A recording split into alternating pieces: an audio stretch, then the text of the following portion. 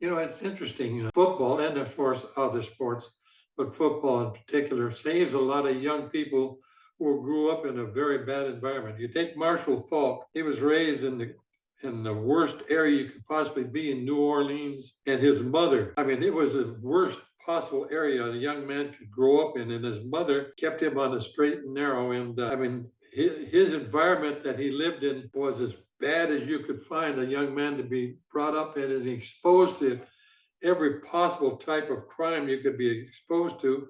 And because his mother was such a sweetheart and devoted to her son, she kept him on the straight and narrow. But he came out of the projects in New Orleans where it was almost impossible for young men to succeed, and went on, of course, and now had a great career and again a Hall of Fame running back. But it's you have to be careful where the kids where they come from and their background and what they're exposed to. And there's a lot of kids that were saved by the National Football League and other college sports and high school sports just because of the time and effort that's put into them by some coach or somebody who takes their interest at heart.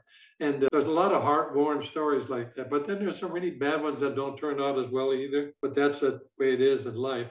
But you have to make sure you research the player's background very carefully, find out where he came from, what he was involved in. And we have one rule when we start a draft process, we have what we call the main board.